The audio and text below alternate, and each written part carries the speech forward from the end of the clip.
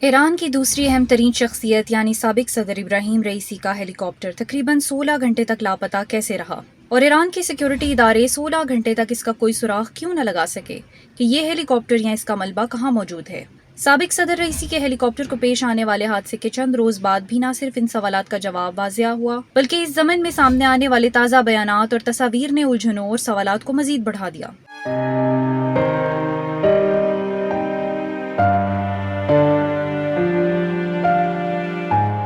کیا ہیلی کاپٹر فنی خرابی کی وجہ سے گرا؟ کیا اچانک کوکپٹ کے اندر کوئی ایسا غیر متوقع واقعہ ہوا جو اس حادثے کا سبب بنا؟ کیا موسم کی صورتحال یعنی شدید دھند اور گہرے بادل اس حادثے کی وجہ تھے؟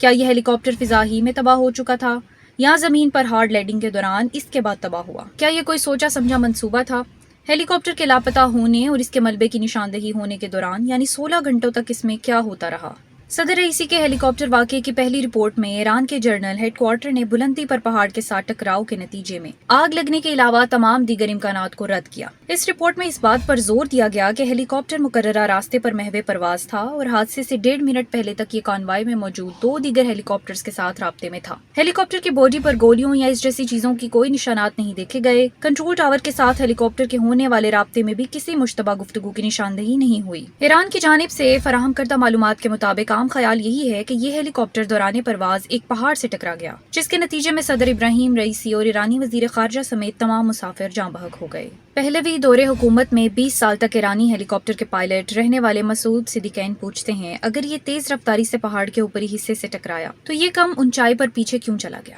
اور ہیلی کاپٹر کی دم اونچائی پر کیسے رہ گئی؟ یا اگر یہ کسی پہاڑ سے ٹکرا کر اور پائلٹس کے کنٹرول سے باہر ہو کر بے قابو ہوا اور چاروں طرف گھومنے لگا تو اس کی دم ٹھیک ٹھاک حالت میں کیوں موجود ہے؟ وہ کہتے ہیں کہ ہیلی کاپٹر ہوائی جہاز کی طرح نہیں ہوتا اور اس پر نصب مضبوط روٹر بلیڈ کی وجہ سے قدرتی طور پر اس کے پاس موجود درختوں کو تباہ کر دینا چاہیے تھا۔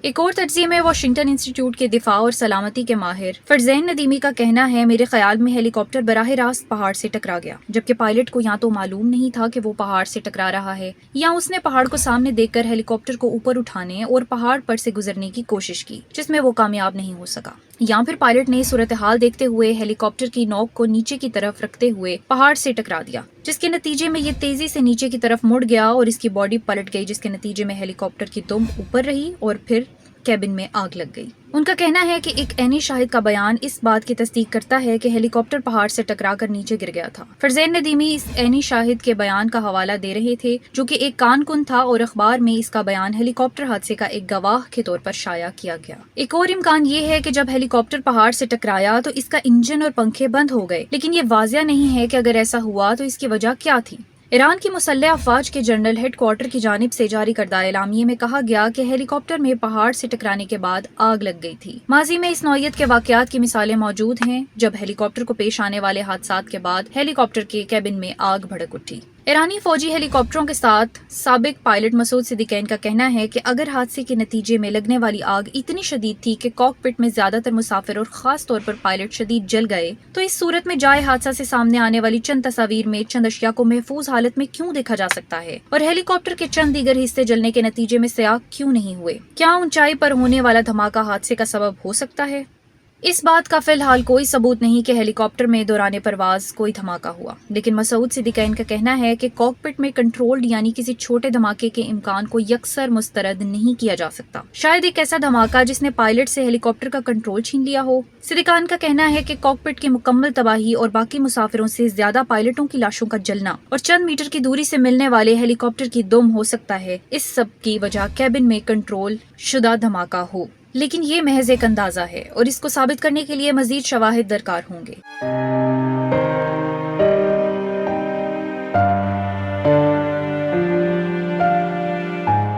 साबिक सदर इब्राहिम रईसी के दफ्तर के सरबराह गुलाम हुसैन इस्माइली, जो साबिक सदर के कानवाई में मौजूद 2 हेलीकॉप्टरों में से एक पर सवार थे, ने ईरानी टीवी पर हादसे के बाद दिए गए अपने पहले इंटरव्यू में कहा था कि आसमान साफ था मगर फिर भी बादल सामने आ गए। ईरान के महकमा मौसमियात के मुताबिक उस रोज तेज हवा, तूफान या गहरे बादलों की कोई पेशगोई नहीं थी। ताहम हादसे के दिन की सैटेलाइट तस्वीर इस इलाके में बादलों की मौजूदगी की तस्दीक करती है। जिस इलाके से परवाज शुरू हुई थी वहाँ मौसम बेहतर था और आहिस्ता आहिस्ता जैसे ही ये हेलीकॉप्टर संगन माइन के इलाके के करीब पहुंचे तो बादल गहरे होना शुरू हो गए। आसमान पर बादलों और वादी में शदीद धुंध के साथ साथ हुकाम के दरमियान इस बात पर शदीद इख्तलाफ पाया जाता है कि आया मौसमी हालात परवाज के लिए मुनासिब थे या नहीं। इब्राहिम रईसी के दफ्तर के सरबराह का कहना था कि परवाज के लिए मौसम खराब नहीं था और इन्हें कोई वार्निंग नहीं मिली थी, लेकिन महकमा मौसमियात के ताल्लुकात आमा के डायरेक्टर अब्दुल रसूल हसनपुर के मुताबिक हादसे के दिन सदर और इनके साथियों को ले जाने वाले हेलीकॉप्टर को ऑरेंज वार्निंग दी गई थी। ईरान के मौसमियाती निज़ाम ने ऑरेंज वार्निंग शिद्दत के लिहाज से दरमियाने दर्जे की वार्निंग है, जिसका मतलब ये है कि खराब मौसम के मनफी असरात और मुमकिन नुकसानात का इम्कान हो सकता है। अबर आलूद मौसम में परवाज करना इतना खतरनाक नहीं है, लेकिन अगर बादल किसी पहाड़ के करीब हों या पायलट की हद निगाह में रुकावट का बाइस बन रहे हो तो ये खतरनाक हो सकते हैं। शाया शुदा अदादो शुमार के मुताबिक ऊंचाई पर बादलों के अलावा दीगर हालात भी पायलट के काम को मजीद मुश्किल बना सकते हैं। पहाड़ियों में मौसम की बड़ी तब्दीलियों और मुख्तलिफ समतों से चलने वाली हवाओं और भारी कार्गो और अमले समेत मुसाफिर या भारी सामान भी हेलीकॉप्टर की कारकर्दगी को मुतासर करता है। ये वो अवामिल हैं जिन पर परवाज के आगाज में गौर करना चाहिए और इनको नजरअंदाज करने से कई फजाई हादसात रोनुमा हो चुके हैं। टेक ऑफ के वक्त बेल हेलीकॉप्टर का ज्यादा से ज्यादा वजन 5080 किलोग्राम से ज्यादा नहीं होना चाहिए, लेकिन हवा की रफ्तार, दर्जा हरारत और ऊंचाई वो अवामिल हैं जो 5080 किलोग्राम के मयार को बढ़ा और घटा सकते हैं। ताहम ऐसा नहीं लगता कि 8 मुसाफिरों और पेट्रोल की पूरी सलाहियत के बावजूद इब्राहिम रईसी के हेलीकॉप्टर का वजन मुनासिब हद से ज्यादा था। अभी तक ये हतमी तौर पर साबित तो नहीं हो सका कि बादलों की मौजूदगी हादसे का सबब बनी, ताहम ये क्रैश के बारे में मजबूत इम्कानात में से सिर्फ एक है।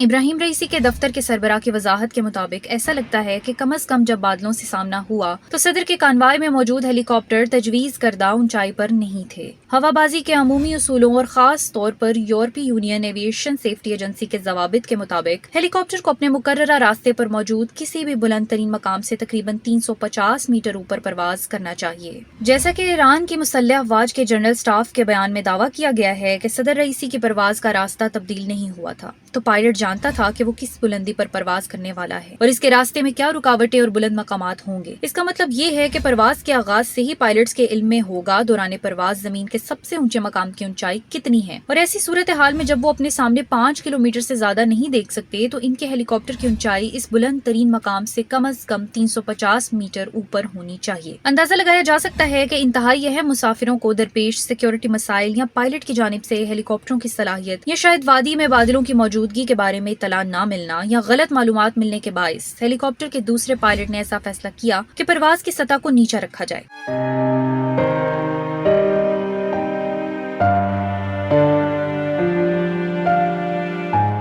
उनके मुताबिक कानवाई में मौजूद हेलीकॉप्टर नंबर 1, जिसमें एंटीना और मौसमियाती रडार लगा होता है, ने पहाड़ पर गहरे बादलों के बारे में इब्राहिम रईसी को ले जाने वाले हेलीकॉप्टर नंबर 2 को इत्तला दी होगी। शायद ऐसा हुआ हो, लेकिन हम इसके बारे में नहीं जानते। मसूद सिद्दीकैन और नवीद गदीरी दोनों ही पायलट की जानिब से गलती या कोताही बरतने के इम्कान को यकसर मुस्तरद नहीं करते। सिद्दीकैन कहते हैं कि मैं हमेशा इंसानी गलती को मुख्तलिफ वजूहात के बिना पर 50% फजाई हादसात की वजह समझता हूँ। बहुत मुमकिन है कि पायलट को ऐन वक्त पर दिल का दौरा पड़ गया हो और इस सूरत हाल में दूसरा पायलट परवाज जारी रखने के बजाय पहले पायलट पर तवज्जो मरकूज किए हो। लेकिन एक VIP फ्लाइट जिसके 2 पायलट और तकनीकी अमले का एक रुकन मौजूद हो, इसमें ये बात बहुत अजीब है कि वो बुलंदी, बादलों और पहाड़ों से वाकिफ नहीं। माहिरीन के मुताबिक इस पूरे मामले में पायलट की गलती के इम्कान को मुस्तरद नहीं किया जा सकता। सिद्दीकैन के मुताबिक अल्टीमीटर की नाकामी गैर मुतवक्की वजूहात में से एक हो सकती है जिस पर गौर किया जा सकता है। वो कहते हैं अल्टीमीटर पहली चीज है जिसे एक पायलट चेक करता है और परवाज के बिल्कुल शुरू में ही इसे पता चल जाता है कि ये ठीक से काम कर रहा है या नहीं। इस बात का इम्कान बहुत कम है कि परवाज के वक्त में अल्टीमीटर फेल हो जाए, लेकिन ये मुमकिन है कि किसी तकनीकी खराबी की वजह से आलात के तमाम या कुछ हिस्से खराब हों। पायलट से दिक्कत सवाल करते हैं कि अगर कोई तकनीकी मसला है और आलात खराब हैं तो पायलट ने आखिरी लम्हे तक इमरजेंसी का ऐलान क्यों नहीं किया और मे डे क्यों नहीं पुकारा।